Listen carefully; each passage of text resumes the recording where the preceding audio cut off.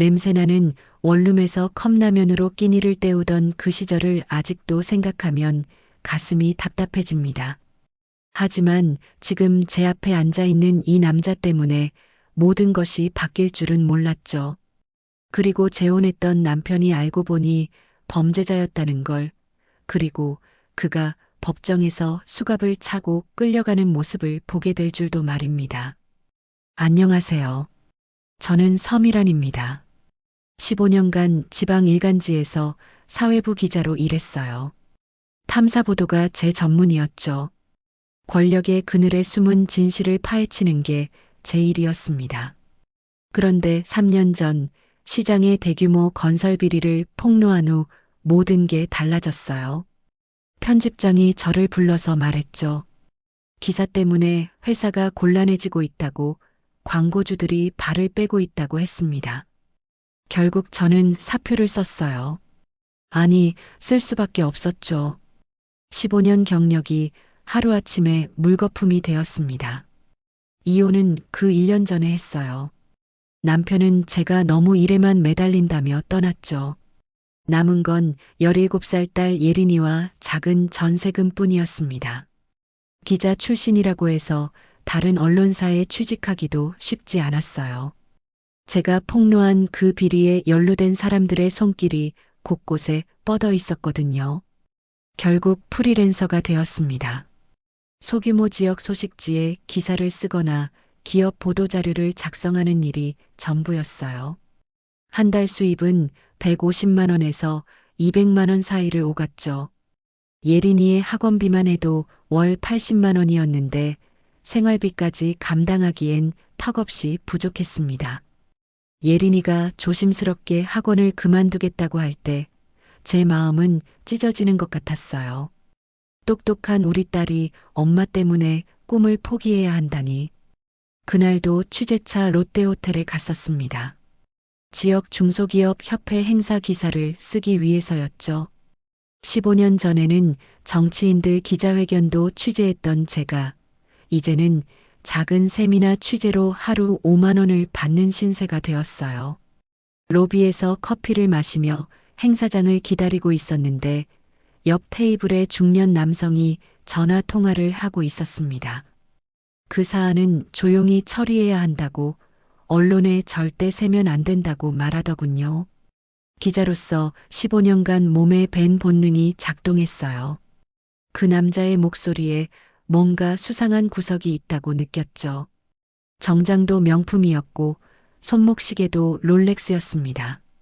보통 사람은 아니었어요. 그때 제가 커피를 들다가 실수로 테이블에 흘렸습니다. 휴지를 찾으러 일어서는데 그 남자가 자신의 손수건을 건네주었어요. 첫인상은 나쁘지 않았습니다. 정중하고 신사적이었어요. 나이는 40대 후반 정도로 보였고 말하는 것도 교양 있어 보였습니다. 감사 인사를 드리자 강도연이라고 자기소개를 했습니다. 정의법무법인 대표 변호사라고 했어요. 명함을 받아보니 꽤 그럴듯해 보였습니다.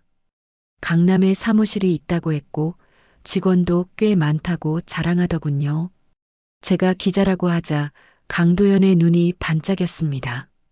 어느 언론사에 계셨냐고 물어서 신문사 이름을 말하니 그 시장 비리 폭로 기사를 쓴 분이라며 정말 대단한 기사였다고 칭찬했어요. 용기 있는 언론인이라고 생각했다고 하더군요. 그 순간 제 마음이 조금 누그러졌어요. 그동안 제가 쓴 기사 때문에 따가운 시선을 받기만 했는데 이렇게 인정해주는 사람이 있다니. 지금은 프리랜서로 일하고 있다고 했더니 그런 실력 있는 기자가 프리랜서로 일하다니 안타깝다면서 혹시 자신들 로펌에서 홍보 관련 일을 맡아줄 생각은 없냐고 제안했습니다. 갑작스러운 제안이었지만 지금 상황에서는 거절할 이유가 없었어요. 어떤 일인지 자세히 물어보니 로펌의 사회 공헌 활동이나 주요 사건들을 기사로 써달라는 거였어요. 월 정기 수입도 보장해준다고 했습니다. 그때 제 휴대폰이 울렸습니다. 예린이가 언제 들어오냐고 저녁같이 먹자고 하더군요. 통화를 마치자 강도연이 따님이 계시냐고 물었어요. 17살 고등학생이라고 했더니 혼자 키우느라 고생이 많을 거라며 정말 대단하다고 했습니다. 그의 말에는 진심이 담겨 있는 것 같았습니다. 그동안 혼자 아이를 키운다고 하면 동정 어린 시선을 받기만 했는데 이렇게 진심으로 격려해주는 사람은 처음이었어요. 다음에 시간 되면 식사를 함께 하면서 일 얘기를 자세히 해보자고 했습니다. 명함을 주고받으며 헤어졌어요. 그날 밤 예린이에게 강도연 얘기를 했습니다. 좋은 기회인 것 같다고 정기 수입이 생기면 학원비 걱정을 안 해도 된다고 하더군요. 그때는 정말 몰랐습니다. 이 만남이 제 인생을 완전히 바꿔놓을 거라는 것을, 그리고 15년간 기자로 살면서 익힌 직감이 이렇게 엉망으로 틀릴 수 있다는 것을, 완벽해 보이는 남자 뒤에 숨겨진 진실을 저는 아직 전혀 몰랐습니다. 강도현과의 첫 만남 이후 일주일이 지났습니다. 그는 약속대로 연락을 했어요. 강남의 한 고급 레스토랑에서 만나자고 했죠. 15년간 기자 생활을 하면서 이런 곳은 취재차 몇 번 가본 게 전부였는데 개인적으로 초대받기는 처음이었습니다. 강도연은 이미 VIP룸에서 기다리고 있었어요. 테이블 위에는 고급 와인이 준비되어 있었고 은은한 조명이 분위기를 만들어내고 있었습니다. 솔직히 부담스러웠어요.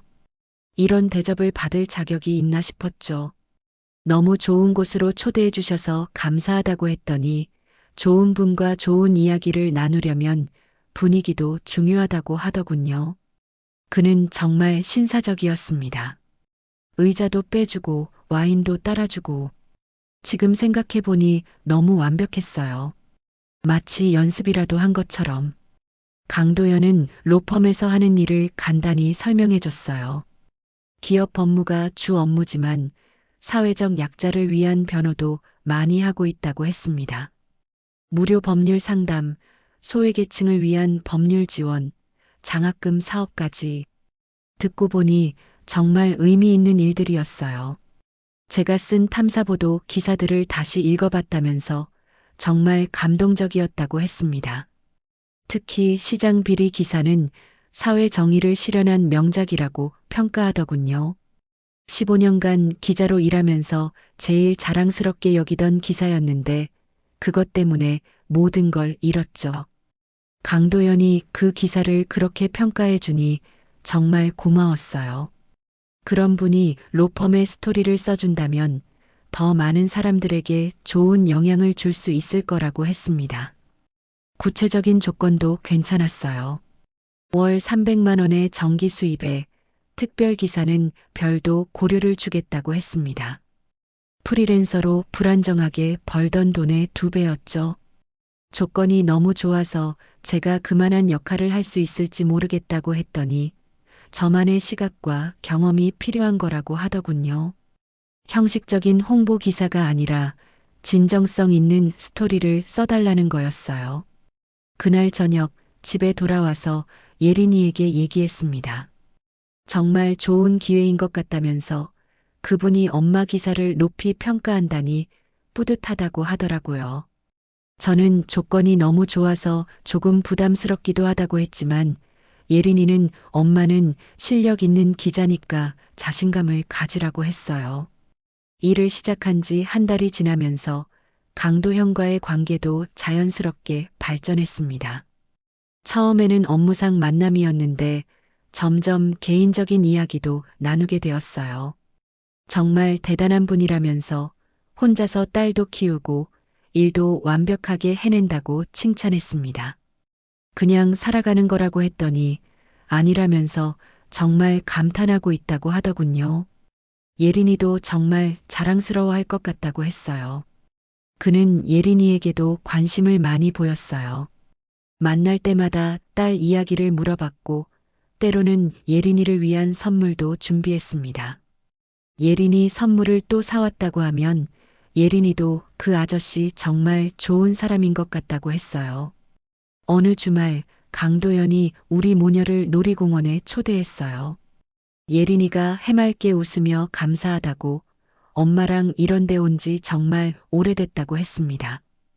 그 모습을 보니 제 마음도 따뜻해졌어요. 그동안 딸에게 이런 즐거움을 주지 못했다는 미안함도 들었고요. 우리 예린이가 행복해하니 아저씨도 기쁘다면서 예린이의 머리를 쓰다듬었습니다. 정말 자상한 아버지 같았어요. 그날 저녁 집까지 바래다 주면서 강도연이 정말 즐거운 하루였다고 했습니다. 저희도 그렇다고 예린이가 정말 좋아했다고 했어요. 앞으로도 자주 이렇게 함께 시간을 보냈으면 좋겠다고 하더군요. 그의 말에 제 마음이 두근거렸습니다. 이혼 후 처음 느끼는 설렘이었어요. 하지만 예린이는 조금 다른 반응을 보였어요. 집에 들어와서 엄마한테 조심스럽게 물어보더라고요. 그 아저씨가 엄마랑 전화할 때랑 다른 사람들이랑 통화할 때랑 목소리가 다른 것 같다고. 전화로 누군가랑 이야기할 때는 목소리가 차갑고 날카로워진다고 했어요. 저는 그냥 업무상 통화일 거라고 했어요. 변호사니까 업무 통화할 때는 좀 더 진지해질 수 있다고 말이죠. 예린이도 그런가 보다 하고 넘어갔지만 왜인지 그 말이 계속 마음에 걸렸습니다. 사실 저도 가끔 이상한 느낌을 받을 때가 있었어요. 강도연이 너무 완벽해서 때로는 부자연스럽기도 했거든요. 하지만 그때는 그냥 성공한 사람이라서 그런가 보다 생각했어요. 대형 로펌 대표니까 평소에도 완벽하게 관리하고 있는 거라고 말이죠. 그런데 며칠 후에 직접 목격한 일이 있었어요. 강도영과 카페에서 만났는데 갑자기 전화가 걸려왔어요. 받자마자 목소리가 완전히 달라지더라고요. 차갑고 명령하는 듯한 톤으로 변했습니다. 그거는 확실히 처리됐냐고 증거가 남으면 안 된다고 하더군요. 전화를 끊고 나서는 다시 평소의 다정한 모습으로 돌아왔어요. 미안하다면서 급한 업무였다고 했습니다. 하지만 그때 들었던 목소리의 차이는 너무 선명했어요. 예린이가 말한 게 맞았던 거죠. 그날 밤 잠자리에 들면서 계속 생각이 났어요. 왜 전화할 때마다 그렇게 목소리가 달라지는 걸까? 단순히 업무상 통화라고 하기에는 너무 서늘한 느낌이었거든요. 하지만 그때는 아직 그 정도로 의심스럽지는 않았습니다. 완벽해 보이는 남자에게서 작은 틈을 발견한 것 같은 기분이었을 뿐이었어요. 강도형과 만난 지 1년이 지나면서 자연스럽게 결혼 이야기가 나왔어요. 저는 이미 마음을 정하고 있었죠. 이 사람과 평생을 함께하고 싶다고요. 강도연 역시 저에게 프로포즈를 했고 우리는 서로의 부모님께 인사를 드렸습니다. 친정 부모님은 강도연을 처음 보시고는 좋은 인상을 받으셨어요. 예의 바르고 씩씩해 보인다면서 마음에 든다고 하셨죠. 다만 대형 로펌 대표라는 점에서는 약간 부담스러워 하셨어요. 우리 딸이 그런 큰 집안에 시집가도 괜찮을까 하는 걱정이셨던 것 같습니다. 반면 시댁 분위기는 조금 달랐습니다. 시어머니는 저를 보자마자 이것저것 캐묻기 시작했어요. 어느 대학 나왔는지, 어떤 신문사에 다녔는지, 지금은 수입이 어느 정도인지까지 물어보시더라고요. 마치 면접을 보는 기분이었습니다. 특히 기억에 남는 건 시어머니가 한 말이었어요. 우리 도연이는 앞으로 더 크게 성공할 아이라고. 사업은 원래 시간이 걸리는 법이니까 아내가 옆에서 잘 뒷바라지해야 한다고 하셨습니다. 다행히 기자 출신이니까 남편 일에도 도움이 되겠다고 하시더군요. 그때는 그냥 예의상 하시는 말씀인 줄 알았어요. 결혼을 앞둔 예비 시어머니가 아들 자랑을 하시는 거라고 생각했죠. 하지만 지금 돌이켜보니 그게 시어머니의 진심이었던 것 같아요. 처음부터 저를 강도연의 조력자로만 보고 계셨던 거죠. 결혼 준비 과정에서 알게 된 건데 강도연의 로펌이 생각보다 규모가 크지 않았어요. 정의법무법인이라는 이름은 거창했지만 실상은 직원 10여 명의 중소 로펌이었습니다. 그래서 신혼집 마련도 쉽지 않은 상황이었죠. 결국 제 부모님이 전 재산을 털어서 도와주셨어요. 시골 국밥집을 30년간 운영하시며 모은 돈으로 서울 외곽에 작은 아파트 전세금을 마련해 주셨습니다. 그때 부모님이 하신 말씀이 아직도 기억나요. 미란아, 결혼 생활이 쉽지는 않을 거다. 하지만 내가 현명하게 잘 꾸려나갈 거라고 믿는다고 하셨어요. 드디어 결혼식을 올리고 신혼생활이 시작됐습니다. 처음에는 정말 행복했어요. 강도연은 다정한 남편이었고 저는 로펌에서 일하면서도 즐겁게 살림을 꾸려나갔죠. 새벽에 일어나서 아침을 차려주고 출근하는 것부터 하루가 시작됐어요. 강도연의 로펌도 나름 번창하는 것 같았습니다. 큰 기업들의 법무를 담당하고 있었고 정치인들과도 인맥이 넓더라고요. 저는 그런 남편이 자랑스러웠죠. 다른 남편들처럼 회사에 얽매이지 않고 자기 사업을 꾸려나가는 모습이 멋있어 보였거든요. 기자 동료들에게도 자랑했어요. 우리 남편은 정말 유능한 변호사라고 사회 정의를 실현하는 일을 하고 있다고요. 동료들은 부러워했습니다. 로펌 대표와 결혼했다니 정말 대단하다면서 말이죠. 하지만 결혼한 지 6개월쯤 지나면서 조금씩 이상한 점들이 보이기 시작했어요. 강도연이 가끔 스트레스를 받는 모습을 보이더라고요. 로펌 운영이 생각보다 쉽지 않다고, 경쟁이 너무 치열하다고 푸념하곤 했습니다. 그래도 저는 별로 걱정하지 않았어요. 사업이라는 게 원래 기복이 있는 법이고 강도연 같은 유능한 사람이라면 충분히 극복할 수 있을 거라고 믿었거든요. 오히려 남편이 힘들어할 때 제가 더 힘이 되어주고 싶었어요. 그래서 집안일도 더 열심히 했고 강도연이 일에 집중할 수 있도록 모든 걸 뒷바라지했습니다. 로펌 홍보 기사를 쓰는 일도 더 열심히 했어요. 사랑하는 남편을 위한 일이었으니까요. 강도연도 제 노력을 알아줬어요. 정말 고맙다면서 내가 있어서 내가 일에만 집중할 수 있다고 했습니다. 나중에 로펌이 더 크게 성장하면 세계 여행도 보내주고 좋은 집으로 이사도 가자고 했어요. 그런 말을 들을 때마다 정말 행복했죠. 예린이도 새 아버지를 좋아하는 것 같았어요. 강도연은 예린이에게도 관심을 많이 보였고 학업이나 진로에 대해서도 조언해줬습니다. 예린이가 대학 입시를 준비하고 있었는데 좋은 대학에 가도록 도와주겠다고 했어요. 결혼 1년이 지나면서 저는 정말 완벽한 결혼 생활을 하고 있다고 생각했어요. 사랑하는 남편과 안정적인 수입, 그리고 앞으로의 밝은 미래까지. 제가 어려서부터 꿈꿔왔던 바로 그런 삶이었거든요. 하지만 그때 한 가지 신경 쓰이는 일이 있었어요. 강도연이 제 과거 동료들과의 만남을 제한하기 시작한 거였습니다. 기자 출신이니까 조심해야 한다고, 로펌 기밀도 있고 해서 함부로 사람들을 만나면 안 된다고 했어요. 처음에는 이해할 수 있었어요. 변호사 업무에는 기밀이 많으니까요. 하지만 점점 더 심해지더라고요. 친정 식구들과의 만남도 자주 못하게 했고 예린이 학교 행사에도 혼자 가라고 했습니다. 예린이도 그런 변화를 눈치채고 있었던 것 같아요. 어느 날 조심스럽게 물어보더라고요. 엄마, 요즘 새아버지가 좀 이상하지 않냐고. 처음에는 정말 자상했는데 요즘에는 뭔가 다르다고 했어요. 저는 그냥 일이 바빠서 그런 거라고 했어요. 로펌 운영하는 게 쉬운 일이 아니니까 스트레스를 받을 수도 있다고 말이죠. 그런데 며칠 후 예린이가 이상한 걸 발견했다고 하더라고요. 강도연의 서재에서 우연히 본 건데 정치인들 이름이 적힌 명단과 함께 거액의 금전 거래 내역이 있었다는 거예요.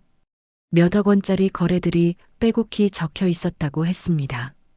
예린이에게 자세히 물어보니 시의원, 도의원 같은 지역 정치인들 이름도 있고 국회의원 이름도 몇 개 보였다고 하더군요. 그리고 그 옆에는 날짜와 함께 1,000만 원, 5천만 원 이런 식으로 금액이 적혀 있었다고 했어요. 처음에는 그냥 로펌 고객 명단이겠거니 생각했어요. 정치인들도 법률 자문을 받을 수 있으니까요. 하지만 예린이가 말하는 금액들이 너무 컸어요. 중소 로펌의 자문료 치고는 말이 안 되는 액수였거든요. 그리고 그 무렵부터 강도연의 전화 통화가 더 자주, 더 은밀해지기 시작했어요. 밤늦게도 전화가 오고 받을 때마다 다른 방으로 들어가서 문을 닫고 통화하더라고요. 가끔 들리는 단편적인 말들도 심상치 않았습니다. 그거는 조용히 처리하라거나 언론에 절대 세면 안 된다는 식의 말들이었어요. 세상에 영원한 건 없다고 하잖아요. 저희 결혼 생활에도 서서히 먹구름이 끼기 시작했습니다. 그리고 그 먹구름은 곧 폭풍이 되어 제 인생을 완전히 뒤바꿔 놓게 될 거였어요. 결혼 2년 차에 접어들면서 강도연에게 심각한 문제가 생기기 시작했습니다. 어느 날 저녁 집에 들어오자마자 얼굴이 새하얗더라고요. 뭔가 중대한 일이 생긴 것 같았어요. 며칠 후에 알게 된 건데 강도연의 로펌이 검찰 수사를 받게 됐다는 거였습니다. 지역 건설업체와 정치인들 사이의 로비 의혹에 연루되었다는 거였어요. 강도연이 그동안 해온 일들이 수면 위로 떠오르기 시작한 거죠. 저는 그제야 예린이가 본 그 명단의 의미를 깨달았어요. 그건 단순한 고객 명단이 아니라 불법 정치자금을 주고받은 기록이었던 거였습니다. 강도연이 중소 로펌임에도 불구하고 그렇게 큰 돈을 다룰 수 있었던 이유가 바로 그거였어요. 강도연은 점점 예민해졌습니다. 하루 종일 전화를 붙잡고 있으면서 누군가와 실랑이를 벌이더라고요. 검찰 수사를 어떻게 피해갈지, 증거를 어떻게 숨길지 그런 이야기들이었어요. 15년간 기자로 일했던 제 귀에는 그 모든 대화가 생생하게 들려왔습니다. 그리고 그 무렵부터 강도연이 술을 마시기 시작했어요. 전에는 거의 마시지 않던 사람이었는데 이제는 거의 매일 밤 위스키를 마시며 잠들곤 했습니다. 그리고 술을 마실 때마다 성격이 완전히 바뀌더라고요. 어느 날 밤이었어요.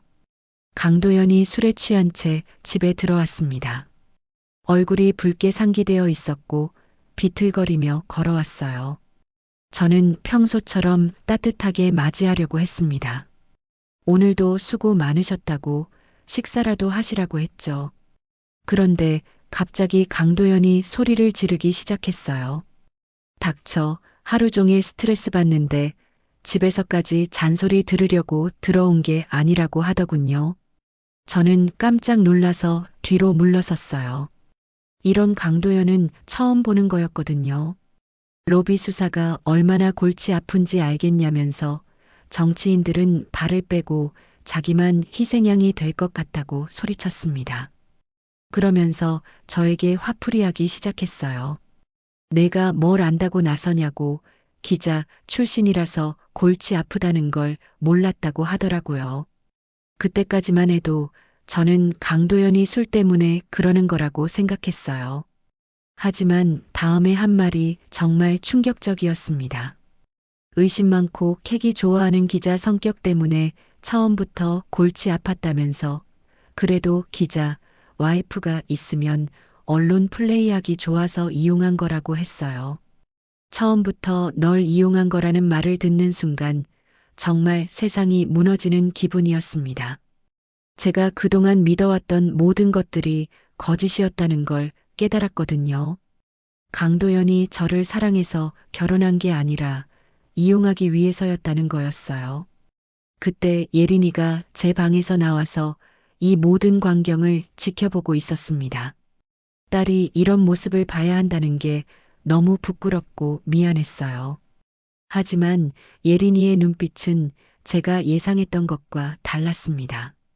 무서워하기보다는 차갑게 강도연을 바라보고 있더라고요. 예린이가 조용히 제게 다가와서 괜찮냐고 물어봤어요. 저는 괜찮다고 했지만 목소리가 떨리고 있었습니다.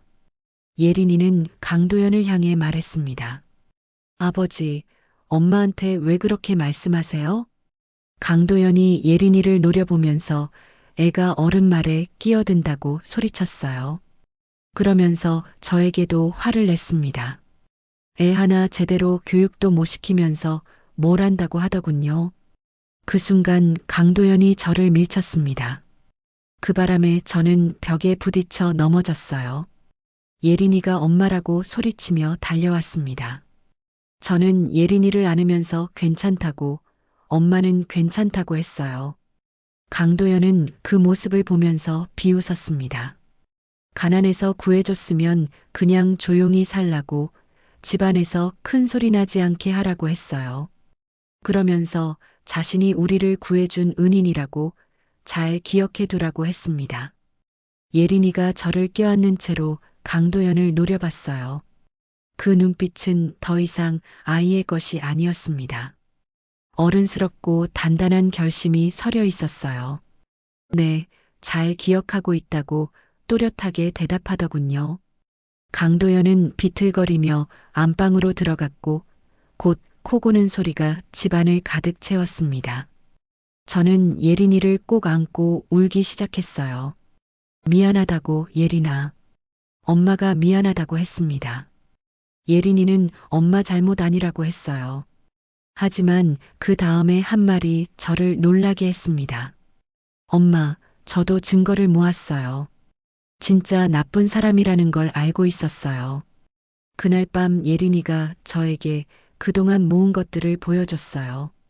강도연의 통화 내용을 몰래 녹음한 것, 서재에서 찍은 서류 사진들, 그리고 수상한 거래 내역들까지. 17살 아이가 이렇게 체계적으로 증거를 모으고 있었다는 게 놀라우면서도 마음이 아팠어요. 엄마, 이제 그만해요. 예린이가 차분하지만 단호한 목소리로 말했습니다.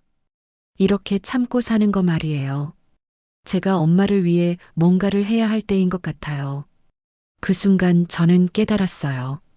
15년간 기자로 살면서 진실을 파헤치는 것이 제 본능이었는데 정작 제일 가까운 사람의 거짓은 전혀 보지 못했다는 것을. 하지만 이제는 달랐습니다. 딸과 함께라면 모든 진실을 밝혀낼 수 있을 것 같았어요. 강도연의 폭력 사건 이후 며칠 동안 저는 정말 많은 생각을 했어요. 15년간 기자로 살면서 진실을 파헤치는 것이 제 본능이었는데 정작 제일 가까운 사람의 거짓은 전혀 보지 못했다는 게 너무 충격적이었습니다. 하지만 이제는 달랐어요. 예린이가 보여준 증거들을 보면서 잠들어 있던 기자 본능이 다시 깨어나기 시작했어요. 예린이가 모은 자료들을 자세히 살펴보니 정말 놀라웠습니다. 17살 아이가 이렇게 체계적으로 증거를 수집했다는 게 믿어지지 않을 정도였어요. 강도연의 통화 내용을 녹음한 파일들, 서재에서 몰래 찍은 서류 사진들, 그리고 이상한 금전거래 내역들까지. 모든 게 정치 로비와 관련된 불법 행위의 증거였습니다. 저는 그동안 잃어버렸던 탐사 기자의 마음가짐을 되찾았어요. 예린이와 함께 더 체계적으로 강도연의 불법 행위를 조사하기 시작했습니다. 먼저 예린이가 찍어온 서류 사진들을 분석해 봤어요. 정치인 뇌물 명단부터 시작했습니다. 지역 시의원부터 국회의원까지 총 20여 명의 정치인들 이름이 적혀 있었어요. 각 이름 옆에는 날짜와 금액이 상세히 기록되어 있었습니다. 전체 금액을 계산해 보니 약 50억 원 규모였어요. 중소 로펌치고는 상상할 수 없는 큰 돈이었습니다. 더 충격적인 건 재판 조작을 위한 판사 로비 증거도 있었다는 거예요.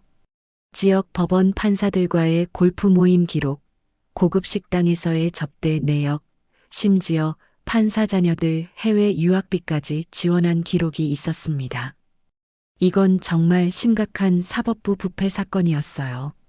그리고 대기업들과의 거래 내역도 발견했습니다. 법무자문료라는 명목으로 받은 돈들이 실제로는 불법 정치자금으로 흘러들어간 정황이 뚜렷했어요. 기업들이 로펌을 통해 정치인들에게 우회적으로 돈을 전달한 거였습니다. 하지만 이런 증거들만으로는 부족했어요. 더 결정적인 증거가 필요했습니다. 그때 생각난 사람이 있었어요. 대학 시절 후배였던 최민호라는 기자였습니다. 지금은 한국일보에서 사회부 기자로 일하고 있다고 들었거든요. 민호에게 연락을 했어요. 오랜만에 연락하니 반가워하더라고요. 그런데 제가 지금 상황을 설명하자 목소리가 완전히 달라졌습니다. 선배, 이거 완전 특종감이에요. 정치권을 뒤흔들 사건입니다. 민호는 즉시 만나자고 했어요. 그날 오후 조용한 카페에서 만났는데 제가 가져온 자료들을 보자마자 눈이 커지더라고요. 선배, 이런 자료들을 어떻게 구하신 거예요? 이건 정말 대박 특종입니다. 하지만 민호가 지적한 문제가 있었어요. 증거들이 충분히 많지만 내부 고발자가 필요하다는 거였습니다.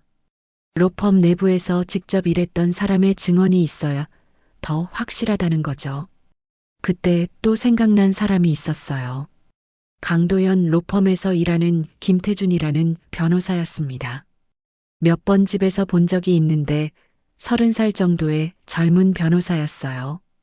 다른 사람들과는 달리 뭔가 양심적인 느낌이 들었거든요. 김태준을 만나는 건 쉽지 않았어요. 로펌에서 직접 만날 수는 없으니까 그가 자주 가는 헬스장 근처에서 우연히 마주치는 것처럼 접근했습니다. 15년간 기자로 일하면서 익힌 취재 기법이 도움이 됐어요. 처음에 김태준은 경계심이 많았어요. 당연한 일이죠. 대표 아내가 갑자기 찾아와서 로펌 일에 대해 묻는다면 이상하게 생각할 수밖에 없잖아요. 하지만 저는 인내심을 갖고 접근했습니다. 며칠 동안 자연스럽게 대화를 나누면서 김태준의 마음을 열려고 노력했어요. 그리고 마침내 그가 입을 열기 시작했습니다. 사실 저도 이상하다고 생각했어요. 로펌 규모에 비해 너무 큰 돈이 움직이고 있다고 했어요. 김태준이 털어놓은 이야기는 정말 충격적이었습니다.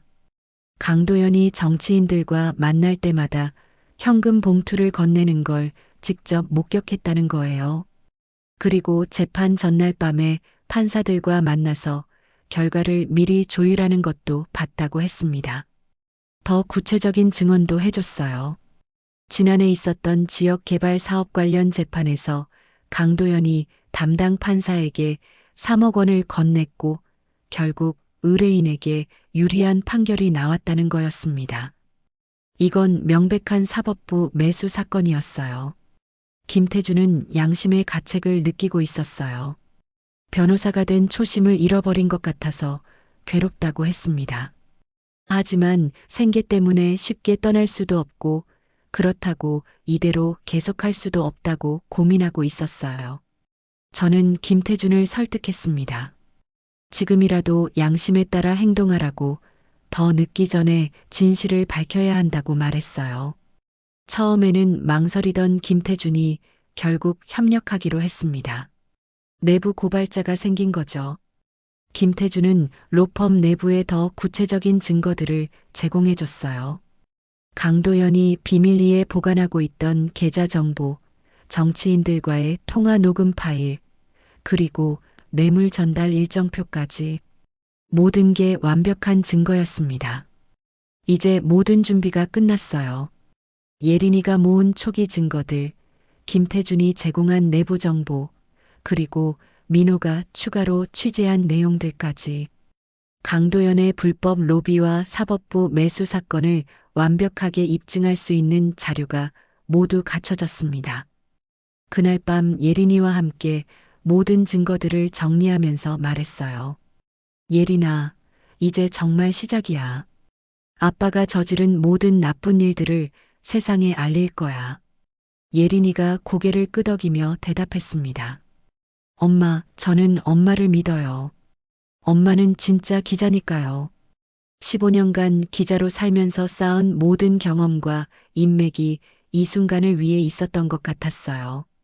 강도연이 제 기자 출신 신분을 이용하려고 했다면 이제는 그 기자 정신으로 그를 완전히 무너뜨릴 차례였습니다. 모든 증거가 준비된 후 저는 신중하게 계획을 세웠어요. 15년간 기자로 일하면서 배운 게 있다면 이런 큰 사건은 타이밍이 정말 중요하다는 거였습니다. 검찰과 언론에 동시에 제보해야 강도연이 증거 인멸할 시간을 주지 않을 수 있었어요. 먼저 검찰청에 정식 고발장을 제출했습니다. 김태준이 제공한 내부 증거들과 예린이가 모은 자료들을 모두 첨부했어요. 특히 50억 원 규모의 정치인 뇌물 명단과 판사 로비 증거들은 검찰도 놀랄 만한 수준이었습니다. 동시에 후배 기자 민호를 통해 언론 쪽 작업도 진행했어요. 민호는 이미 기사를 다 써놓고 있었고 다른 언론사들도 특종 경쟁에 뛰어들 준비를 하고 있었습니다.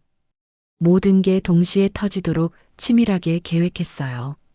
그런데 강도연이 뭔가 낌새를 눈치챈 것 같았습니다. 평소보다 더 예민하게 굴더니 집에서도 계속 전화만 붙잡고 있었어요.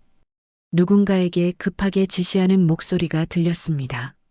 서류들을 모두 폐기하라는 둥, 관련된 사람들과 연락을 끊으라는 둥 말이에요. 하지만 이미 늦었어요. 모든 증거는 안전한 곳에 보관되어 있었고 김태준도 이미 검찰에 출석해서 진술을 마친 상태였습니다. 강도연이 아무리 발버둥쳐도 이미 돌이킬 수 없는 상황이었어요. 드디어 그날이 왔습니다. 아침 7시 뉴스에서 첫 보도가 나갔어요. 정의법무법인 대표 강도연, 50억 원 규모 정치인 뇌물 의혹이라는 타이틀로 방송이 시작됐습니다. 저는 예린이와 함께 TV 앞에 앉아서 그 장면을 지켜봤어요. 뉴스에서는 저희가 제공한 증거들이 차례대로 공개되고 있었습니다. 정치인 뇌물 명단, 판사 로비 증거, 그리고 김태준의 증언까지 모든 게 생생하게 보도되고 있었어요. 15년간 기자로 일하면서도 이렇게 큰 특종을 본 적은 없었습니다. 강도연은 뉴스를 보더니 얼굴이 새하얗게 변했어요. 리모컨을 들고 다른 채널로 돌려봤지만 어디든 똑같은 뉴스가 나오고 있었습니다. 모든 방송사가 동시에 보도하고 있었거든요. 그때 강도연의 휴대폰이 미친 듯이 울리기 시작했습니다. 아마도 관련된 정치인들과 판사들에게서 오는 전화일 거예요. 하지만 강도연은 전화를 받을 수도 없었습니다. 이미 모든 게 세상에 공개된 상황에서 무슨 말을 할 수 있겠어요. 저는 강도연에게 차분하게 말했습니다. 당신이 기자 출신이라서 이용했다면서요? 그 기자가 당신을 무너뜨릴 거예요. 강도연이 저를 바라보는 눈빛에는 믿을 수 없다는 표정이 가득했어요. 설마 아내가 이런 일을 꾸몄을 거라고는 상상도 못했나 봅니다. 오전 10시쯤 되니까 검찰청 수사관들이 집으로 찾아왔어요. 압수수색 영장을 들고 온 거였습니다. 강도연의 서재와 컴퓨터, 그리고 모든 서류들이 압수됐어요. 이미 대부분의 증거는 확보한 상태였지만 추가적인 증거들도 나올 것 같았습니다. 그 와중에도 언론들의 추가 보도는 계속됐어요. 점심 뉴스에서는 연루된 정치인들의 실명이 공개되기 시작했고 저녁 뉴스에서는 판사들의 이름까지 거론됐습니다. 정말 정치권과 사법부를 뒤흔드는 대형 스캔들이 된 거예요. 특히 충격적이었던 건 강도연이 로비한 사건들의 실체가 드러나면서였습니다. 억울하게 패소했던 시민들, 부당한 판결로 피해를 본 중소기업들의 이야기가 하나씩 나오기 시작한 거예요. 강도연의 불법 로비 때문에 정의가 왜곡됐던 사건들이 수두룩했습니다. 민호는 연일 추가 기사를 쏟아냈어요. 정의법무법인 게이트라는 이름으로 시리즈 기획 기사를 연재했습니다. 매일 새로운 사실들이 밝혀지면서 사건의 규모가 어마어마하다는 게 드러났어요. 강도연은 완전히 무너져 내렸습니다. 며칠 동안 집에서 나가지도 못하고 전화도 받지 않았어요. 간혹 받는 전화도 대부분 항해 전화였습니다. 그동안 강도연과 함께 일했던 사람들이 발을 빼는 전화들이었어요. 더 가관인 건 시어머니의 반응이었어요. 뉴스를 보자마자 저한테 전화를 걸어서 소리를 지르시더라고요. 내가 이런 짓을 했냐고, 어떻게 남편을 배신할 수 있냐고 하시는 거예요. 저는 시어머니에게 차분하게 말했습니다. 어머님, 잘못한 건 강도연이에요. 저는 그냥 진실을 밝힌 것뿐입니다. 하지만 시어머니는 끝까지 아들 편을 들려고 하시더라고요. 일주일이 지나자 연루된 정치인들이 줄줄이 수사선상에 올랐습니다. 국정감사에서도 이 사건이 집중적으로 다뤄졌어요. 야당 의원들은 사법부 전체를 수사해야 한다고 주장했고, 여당도 철저한 진상규명을 약속했습니다. 판사들도 마찬가지였어요. 연루된 판사 7명이 모두 직위해제됐고, 법원행정처에서는 특별감찰을 시작했습니다. 사법부 역사상 최대 규모의 부패 스캔들이 된 거예요. 그 과정에서 김태준의 용기 있는 증언이 큰 역할을 했습니다. 그는 언론과의 인터뷰에서 양심의 소리에 따라 진실을 밝혔다고 말했어요. 더 이상 침묵할 수 없었다면서 말이에요. 한 달 후 강도연에게 구속영장이 발부됐습니다. 뇌물공여, 사법부 매수, 정치자금법 위반 등 10여 개의 혐의였어요. 수갑을 차고 호송차에 오르는 강도연의 모습이 전국에 생중계됐습니다. 그 모습을 보면서 예린이가 저에게 말했어요. 엄마, 정말 대단해요. 엄마가 진짜 기자구나. 저는 예린이를 꼭 안았습니다. 우리 딸, 엄마와 함께 해줘서 고마워. 15년간 기자로 살면서 이런 성취감을 느껴본 적이 없었어요. 단순히 특종을 낸 것이 아니라 진정한 정의를 실현했다는 뿌듯함이었습니다. 강도연이 제 기자 출신 신분을 이용하려 했지만 결국 그 기자 정신이 모든 진실을 세상에 알렸어요. 강도연의 재판이 시작된 건 사건이 터진 지 6개월 후였습니다. 그동안 검찰 수사가 진행되면서 더 많은 증거들이 나왔어요. 정말 상상을 초월하는 규모의 부패 사건이었습니다. 연루된 정치인만 30여 명, 판사 10명, 그리고 관련 기업들까지 합치면 100명이 넘는 대형 사건이 된 거였어요. 재판 첫날, 저는 예린이와 함께 법정에 앉아 있었습니다. 방청석은 기자들과 시민들로 가득 찼어요. 이 사건에 대한 사회적 관심이 얼마나 큰지 알 수 있었습니다. 15년간 기자로 일하면서 법정에는 많이 가봤지만 이렇게 떨린 적은 처음이었어요. 강도연이 피고인석에 앉았습니다. 몇 달 전까지만 해도 당당했던 모습은 온데간데 없고 완전히 초췌해진 모습이었어요.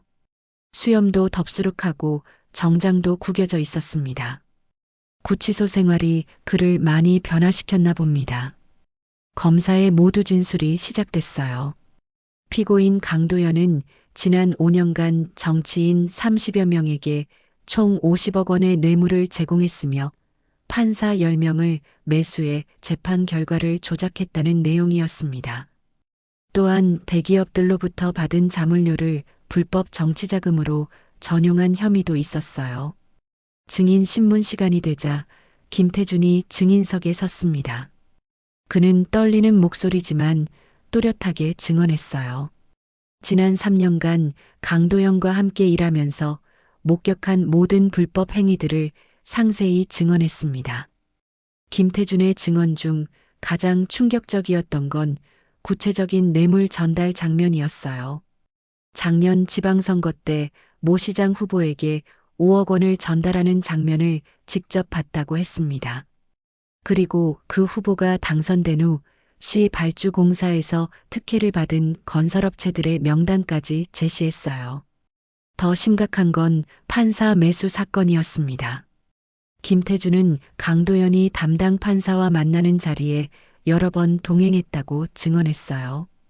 재판 전날 밤 고급 음식점에서 만나서 판결 방향을 미리 조율하는 장면을 목격했다는 거였습니다. 특히 충격적이었던 증언은 작년 있었던 토지보상 관련 재판이었어요.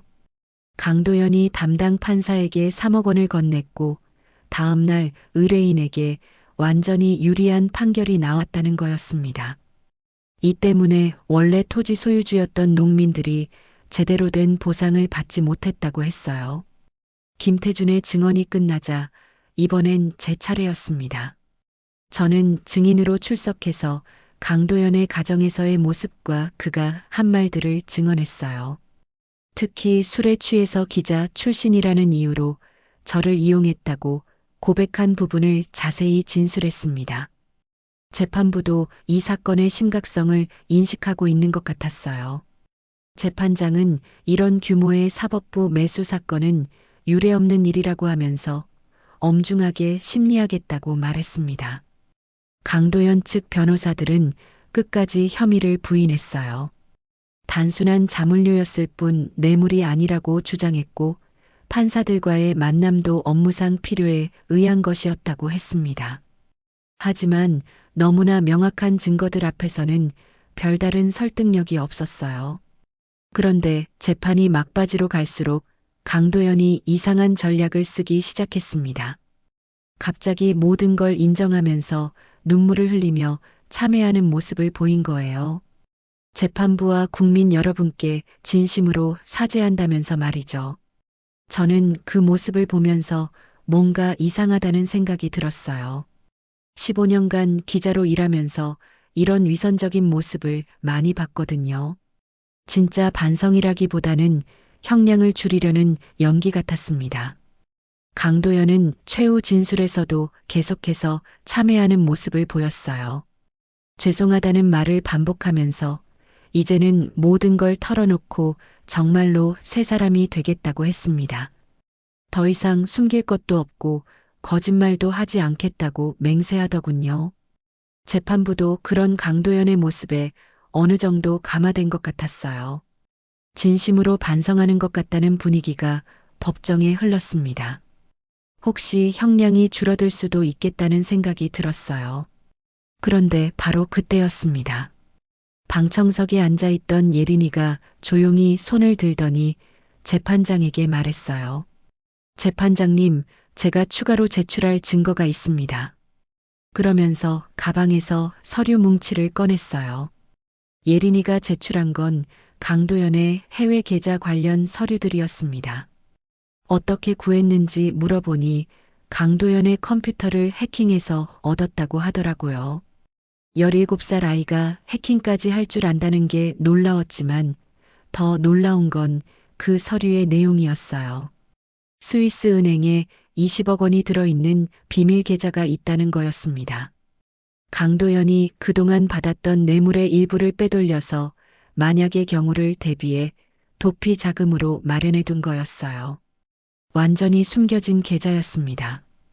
이 사실이 밝혀지자 법정이 완전히 뒤집어졌어요. 강도연이 방금 전까지 모든 걸 털어놓겠다고 더 이상 숨길 게 없다고 맹세했는데 이런 큰 비밀을 숨기고 있었던 거잖아요. 강도연의 얼굴이 새하얗게 변했습니다. 예린이가 어떻게 이런 걸 알아냈는지 믿을 수 없다는 표정이었어요. 자신이 완벽하게 숨겼다고 생각했던 계좌가 발각된 거니까요. 검사도 당황한 기색이 역력했어요. 이런 사실은 수사 과정에서 전혀 밝혀지지 않았던 내용이었거든요. 해외 계좌 은닉이라는 추가 중범죄가 드러난 거였습니다. 재판장이 강도연에게 물었어요. 피고인, 이 계좌에 대해 설명해 보십시오. 방금 전까지 모든 걸 털어놓겠다고 했는데 왜 이런 중요한 사실을 숨겼습니까? 그 순간 강도연이 완전히 돌변했어요. 참회하는 모습은 온데간데없고 갑자기 화를 내며 소리를 지르기 시작했습니다. 내가 뭘 잘못했느냐고, 이 정도는 다른 사람들도 다 한다고 말이에요. 더 가관인 건 저를 향해 한 말이었어요. 기자 따위가 뭘 안다고 나서냐면서 내가 없었으면 평생 편하게 살았을 거라고 소리쳤습니다. 그 순간 강도연의 진짜 본성이 완전히 드러난 거였어요. 재판장이 질서 유지를 위해 강도연을 제지했지만 이미 그의 진심은 모든 사람에게 전해졌습니다. 진정한 반성 같은 건 전혀 없었고 오직 자기 합리화와 원망만 가득한 사람이었던 거예요. 방청석에 앉아있던 시민들도 강도연을 향해 야유를 보냈습니다. 그동안 그의 불법 행위 때문에 피해를 본 사람들이 많이 와 있었거든요. 억울한 패소를 당했던 사람들, 제대로 된 보상을 받지 못했던 사람들의 원성이 터져나왔어요. 저는 그 모습을 보면서 참 다행이라는 생각이 들었습니다. 만약 제가 계속 속아서 살았다면 이런 사람과 평생을 함께해야 했을 텐데 말이에요. 예린이와 함께 진실을 밝혀낸 게 정말 잘한 일이었다는 확신이 들었어요. 강도연의 판결이 나온 건 재판이 시작된 지 3개월 후였습니다. 재판장이 판결문을 읽기 시작했을 때 법정은 조용해졌어요. 피고인 강도연에게 징역 15년을 선고합니다. 그 말을 듣는 순간 방청석에서 박수가 터져 나왔습니다. 15년이라는 형량은 이런 사건으로서는 매우 무거운 편이었어요. 재판장은 판결 이유를 설명하면서 사법부 매수는 민주주의의 근간을 흔드는 중대한 범죄라고 했습니다. 또한 20억 원의 해외 계좌 은닉까지 더해져서 중형을 선고할 수밖에 없다고 했어요. 강도연은 피고인석에 주저앉아 넋이 나간 표정이었습니다. 15년이라는 세월이 어떤 의미인지 실감하는 것 같았어요. 그의 어깨가 점점 축 늘어지는 모습이 안쓰럽기도 했지만 그동안 저지른 일들을 생각하면 당연한 결과라는 생각이 들었습니다. 판결과 함께 연루된 정치인들과 판사들에 대한 후속 수사도 본격화됐어요. 뇌물을 받은 정치인 30여 명이 모두 기소됐고 매수당한 판사 10명도 법정에 서게 됐습니다. 정말 한국 정치사와 사법사에 길이 남을 대형 부패 사건이 된 거였어요. 특히 연루된 국회의원 7명이 모두 의원직을 사퇴했고 지방자치단체장 5명도 직위에서 물러났습니다. 사법부에서는 관련 판사들을 모두 파면하고 사법행정권 개혁을 약속했어요. 하나의 사건이 정치권과 사법부 전체를 뒤흔든 거였습니다. 저는 이 모든 과정을 지켜보면서 15년간 기자로 살아온 보람을 느꼈어요. 단순히 특종 하나를 낸 게 아니라 진정한 사회 정의를 실현했다는 뿌듯함이었습니다. 권력의 그늘에 숨어있던 부패를 세상에 알림으로써 많은 사람들에게 희망을 준 것 같았어요. 판결 후 한 달쯤 지났을 때 민호가 저에게 제안을 했어요. 선배, 독립 언론사를 만드는 게 어떨까요? 이번 사건으로 탐사보도의 중요성이 다시 부각됐잖아요. 선배 같은 분이 중심이 되어서 진짜 언론을 만들어 보시죠. 처음에는 망설였어요. 이미 40대 중반인 나이에 새로운 도전을 한다는 게 쉽지 않았거든요. 하지만 예린이가 저를 설득했습니다. 엄마, 정말 멋진 일인 것 같아요. 엄마 같은 기자가 더 많아져야 세상이 좋아질 것 같은데요. 결국 저는 마음을 정했어요. 몇 명의 뜻을 같이 하는 기자들과 함께 진실탐사라는 이름의 독립 언론사를 만들었습니다. 큰 규모는 아니지만 권력을 감시하고 진실을 파헤치는 일에 전념하기로 했어요. 첫 번째 기사부터 반응이 뜨거웠어요. 지방 건설업체의 담합 의혹을 파헤친 기사였는데 시민들의 큰 관심을 받았습니다. 강도연 사건 이후 탐사 보도에 대한 시민들의 관심이 높아진 덕분이었어요. 예린이는 대학에 진학해서 컴퓨터공학과 언론학을 복수 전공하기로 했어요. 엄마처럼 기자가 되고 싶다면서 특히 디지털 시대에 맞는 새로운 형태의 탐사 보도를 하고 싶다고 했습니다. 해킹 실력도 정식으로 배워서 사이버 범죄 취재에 활용하겠다고 하더군요. 김태준도 용기 있는 내부 고발로 큰 주목을 받았어요. 시민사회에서는 그를 양심적 시민상 수상자로 선정했습니다. 그는 지금 시민단체에서 일하면서 사법부 개혁 운동에 참여하고 있어요. 강도연의 시어머니는 아들의 판결 이후 완전히 달라졌어요.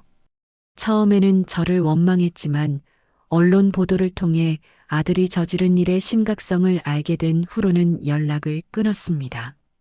아마 부끄러워서 고향으로 내려가신 것 같아요. 1년이 지난 지금 저와 예린이는 조용한 동네의 작은 아파트에서 살고 있습니다. 예전보다 훨씬 작은 집이지만 마음만은 넓어진 느낌이에요. 무엇보다 자유롭고 떳떳하게 살 수 있다는 게 가장 큰 변화입니다. 경제적으로는 예전보다 넉넉하지 않아요. 독립 언론사 수입이 로펌 전속 기자 시절만 못하거든요. 하지만 진짜 하고 싶은 일을 하면서 살아간다는 만족감이 모든 걸 상쇄하고도 남아요. 예린이와 함께 저녁을 먹으면서 이런 얘기를 자주 해요. 엄마, 정말 멋있어요. 진짜 기자다. 그러면 저는 이렇게 대답합니다. 우리 딸, 진실은 반드시 승리한다는 걸 배웠구나. 가끔 강도연 생각이 날 때도 있어요. 교도소에서 어떻게 지내고 있을까 궁금하기도 하고 한편으로는 진정한 반성을 하고 있을까 하는 생각도 들어요. 하지만 그건 이제 그의 몫입니다. 저는 더 이상 그에게 연연하지 않아요. 오히려 이 경험을 통해 저는 더 단단한 사람이 됐어요. 15년간 기자로 살면서도 개인적인 일에서는 너무 순진했다는 걸 깨달았거든요. 하지만 그런 시행착오를 거쳐서 진짜 성숙한 기자가 될 수 있었던 것 같아요. 진실탐사는 이제 꽤 알려진 언론사가 됐어요.